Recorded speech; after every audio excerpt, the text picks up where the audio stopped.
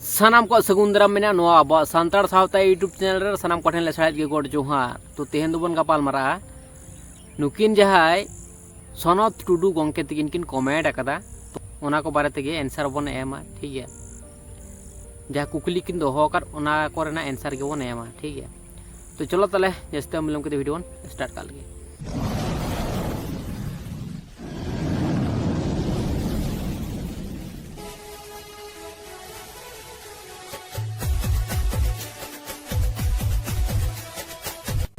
सनत टुडू अंके तकिन चेकिन मेमेन कना ओना कटी बन आंजम का लगे इनगो बाबा अकिन देवा सेवा से असूल लगित दो बांकिन जानाम अकादिया नोआ दो विवर्तन रेना सिस्टम कना सानाम जीव जियली दारे नड़ी अबोआ डीएनए प्रकृतिक ताहले जहाँ बेन लेगे गंके जे अबो मनमी दो जहाँ बन सिरजन अकान से बनाव अकान नोआ दो विवर्तन रेना मिड सिस्टम कना ताहले नोंका जुदी सानाम हर को उयहर तबना से नोंकाना उयहर जुदी चिंता बना जुदी हुजुग तबना अब मनमी को ताहले चेत हुयुआ ताहले जहां गिद्रे कना को उनको आय बाबा चेतान रे रिस्पेक्ट उनका लेका बांग तहन ताको उनको तो को बड़ा जड़ाव कना जे नोआ दो प्राकृतिक रेना नियम कना हेसे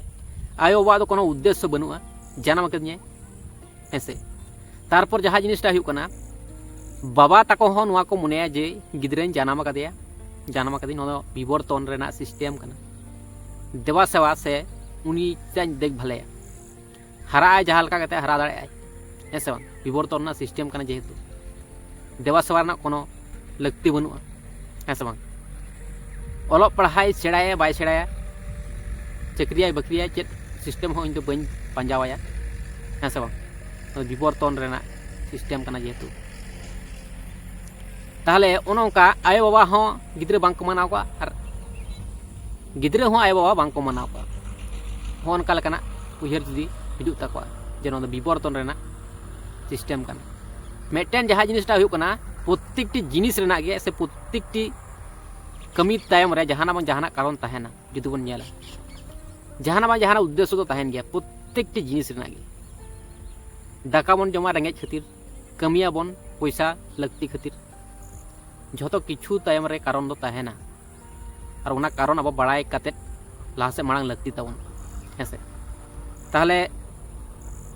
प्राकृतिक रेना नियम नोआ दो अकय को मेन चोयदा नोआ दो को मेन चोयदा साइंटिस्ट हेसे साइंटिस्ट को मेन चोयदा जे नोआ दो विवर्तन रेना सिस्टम कना हेसे किंतु आबेन जहाँ कुकली को बेन दोहो कदा नोआ दो बंगा बुरु बारे तेगे जस्ती बेन दोहो कदा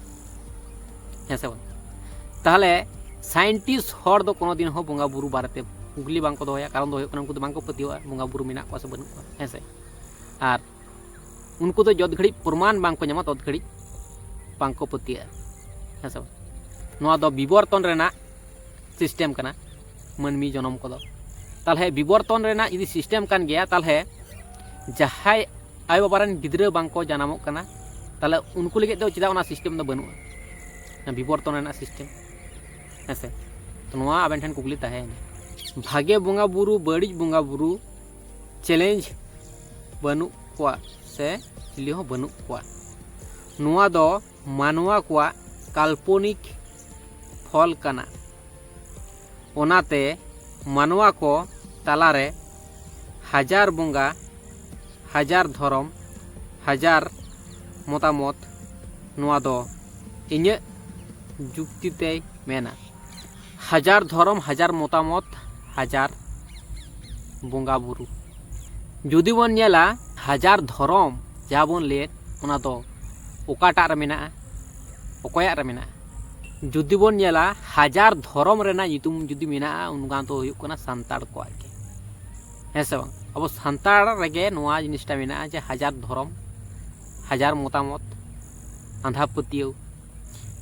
जहाँ तीना समस्या मेना सानाम समस्या के सांताड़ कोठेन मेना अब चेतान रे बहु नाहाचार चलाव कना और ओना नाहाचार रेना कारण को चेत ताहे कना ओना को बड़ाय लगती मेना तबना पोइलो रे जहाँ घटना घटाव लेना ओना अब पांजा उडुक हुई तबना झोतो खना जहाँ फेड झोतो खना जहाँ मूल रेहेद खन जांग खन माने भीतिर खना पांजा उडुक हुई तबना पोइलो रे चला हुई तबना झोतो खन फास्ट चेत खातिर नितो अब उन तायम रे है से बांग जोतोकन पोइलो बन हेज लेना नवा धरती ते और अकोय को को मेंदा मी साथ के बन हेज कना सानाम जातिरन मनमी को मी साथ के बन हेज कना नवा दिसोम ते जे साइंटिस्ट में मेन कना नोडे अब साधारण आइडिया लगाव बना कारण दो हुकना अब दो हले डाले कना बन उकारना हो क्लियर हफ्ते आंसर बामन नाम दा ओना खातिर चे चिके लगावना अब माइंड चलाव लगावना है सब जहाँ जिनिस टाइप कना जहाँ तना जाति मिना बोना उनको मुदरे आदिवासी दो को मेता को अब सानताड़ हो माले मुंडे को है से ताहले आदिवासी दो मेन रेना चेत कारण ताहले नुकु जहाय मेमेन कना को मिसा तबन हे कना दिसम दुनिया रे से इंडिया रे ताहले उनको चेदा आदिवासी में को मेताव कना अब के चेदा आदिवासी को मेतावन कना नोआ अब बड़ाई लगती मेना तबना चेदा अब के चेदा आदिवासी को मेतावन जहां बन मेता को कना जे नुकु हो अब सला को हेज कना और अब हो उनको सला बन हेज कना मी साथे बन हेज कना ताहले उनको चेदा आदिवासी को मेताव कना ताहले नोआ रना अब आंसर पंजाय लगती मेना तबना ठीक गया चलो बोंगा को दिन रे तीन को जमा और तीन घंटा मानत लेको खान आको को संतुष्ट तो नोआ कुकली रेना आंसर बड़ा केतर अबेन चे चिके सनाय बिना अबेन चे कमी रे बेन लगावा उनका अबेन ठे नोआ कुकली तान कना नोआ को क्वेश्चन दो बोंगा बुरु के कुली को हुआ है से तो अलिंग दो उनका लेकान बोंगा बुरु सला नेपल रपड़ हड़ दो बांग कना लिंग है से तो जहां के उनका मनमी मेना कोता बना उनको बन कुली को बोंगा बुरु गोटा दिसोम दुनिया को कंट्रोल एदा मानवा चेत चेदा बांको कंट्रोल दाड़ेयाबन कना आबो गिद्रा बन जनाम कोआ हेसे से गाय बन गुपी कोआ हेसे बांग गाय बन गुपी को झत्तो डंगरी अब कंट्रोल को तहा दाड़ेया हुड़ू इदि को चाष का तुड़ी इदि को चाष का जहाना गे उनका लकना चाष कदा को खेत बद करे कटी जुदी बन अहुस कना नेलाबन जे ओना जिनिस को जम किदा हुड़ू हुयो तुड़ी हुयो साग सब्जी हुयो है से बांग ताले नोंका गे जहां अब गिद्रा बन जानामे कोआ आमा कथा ते तीन घड़ीम कंट्रोल एकदम दोहो दाड़ेया कटी जखन तहना सानाम किछु आमा कंट्रोल रे तहना जखन गे हरा आय बुझे सेड़ाया आज तेगे गोटाय दाड़ाना गोटाय मलका है से ताले नोंका गे बोंगा बुरु गोटा दिसम दुनिया को कंट्रोल लेदा किंतु जे अब दो जड़ वस्तु दो बांग कना बन टेन जीवी मेना अब अंतर रे विचार ना क्षमता मेना तबना है से बांग ताले ओना खातिर गे अब दो मलका बड़ा कना बन तीना को दाड़ाया बन कना उन को कंट्रोल ले बना है से बांग हंडी पौरा बीड़ी खोइनी गांजा गुटका बोंगा बुरु बांको कुसिया हंडी एपेम चोडोर चेदा नोडे अडी चरहा कुकली बन दोहो कदा अलिन हो नागाम लिन पंजायत तबना अबेन हो पंजायत तबन बेन जे हंडी चोडोर दो चेदा लगती मेना से हंडी चोडोर बांग खान दो बोंगा बुरु बांको माना तो आकी हंडी चोडोर दो ओका खन सृजो लेना पोइलो खना बड़ाई लगती मेना तबना पोइलो चेत चिके लेना ओना जिनिसटा अब पंजाय हुत तबना पोइलो फैट रेना जिनिस बामन पंजा लेखान दो बामन बुझ दाड़ेया चितान रे दो अडी होड़ अडी रकम को विश्लेषण का अडी रकम को डिस्कस का अडी रकम को जुक्ति को उदू कदा है से भीतर रेना जहां मूल रहेट कना ओना पंजार ना लगती मेना तबन तब बोंगा बुरु जुदी गो बाबा लेका उन दाड़े ताहेन तुलुज मानवा को विपद रे चेदा बांको ताहेन कना हॉस्पिटल मेडिकल मेडिसिन रे भरोसा रे चेदा मेना बना बो मनमी को मेडिसिन चेदा लगती कना कारण दो हुयो कना आबो दिसम दुनिया एमन उन्नत कना साइंटिस्ट को पेरेज कना है से बांग जहाना गे किरिंग हताव दबन बाजार करे प्लास्टिक लगती कना ओना प्लास्टिक आबो जुदी बन चपाट गिड़ी का 10 बछर पर से 100 बछर पर जुदी ओना प्लास्टिक बन अरुडुगा उनका के तहना प्लास्टिक जहाँ जिनिस कना ओना दो हसा साला बांग मेसा जहाँ कागज रना जिनिस ओना को दो हसा साला मेसा है से बांग ताले साइंटिस्ट एमन को उन्नत अकाद तबना जहाँ लगित ते आबोआ रान लक्ति मेना नितो आर नुआ जहाँ जिनिस को बन नेल न्यामेद गाड़ी मोटर से प्लास्टिक जिनिस को नुआ को दो मनमी को सिरजन कदा है से बांग तले मनमी को सिरजन कदा नुआ रेना दवाई हो से रान हो मनमी को बनाव दा आबो आबो तेगे प्रॉब्लम बन उगु चनो कना तले मेडिसिन तो चिदा लगती बनुआ है से बांग तले लगती मेना नितो तले बुंगा बुरु दो आबो नापाय को दोहय बन गया सानाम दुख विपद खन को बंचाए बन गया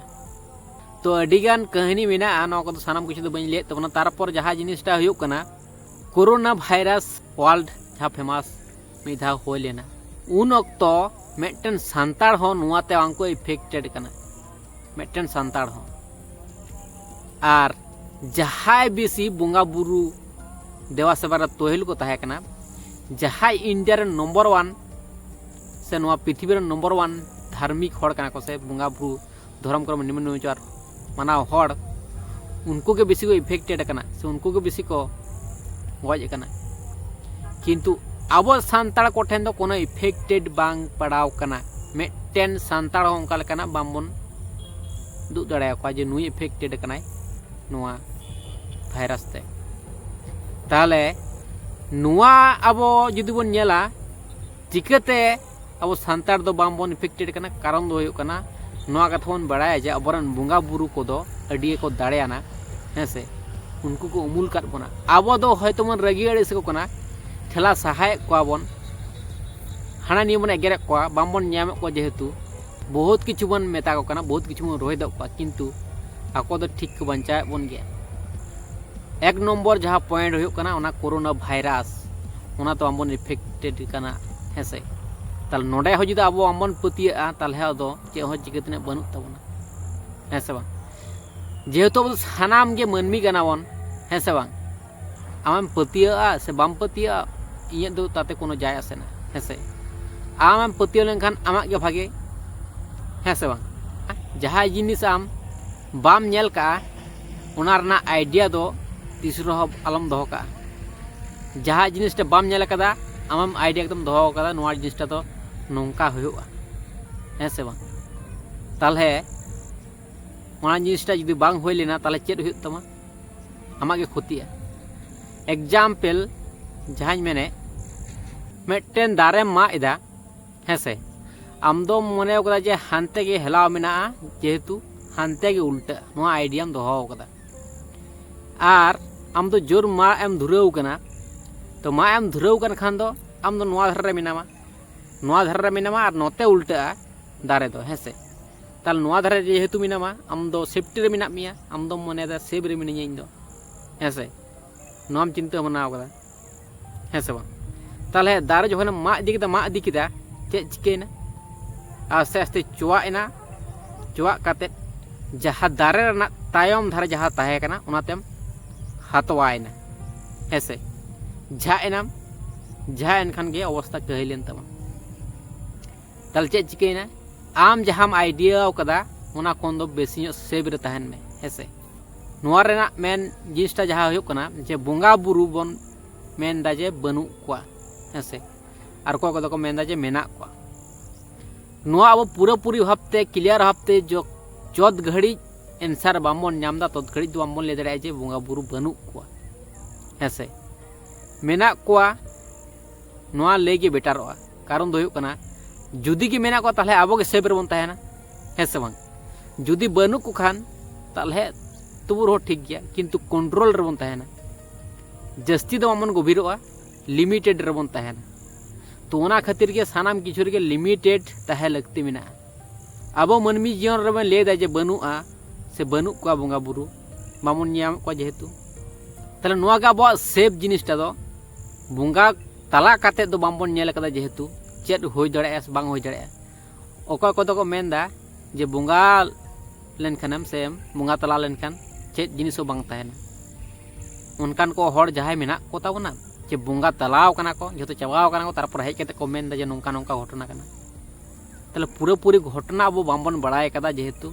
तो ओना खातिर अब दो बोंगा बुरु चितार हो पतियो लगती मेना तबना कारण दो कना आबो के सेबर बन तहना और बामबन पतियो लेन खान दो उनतुñ मेन केदा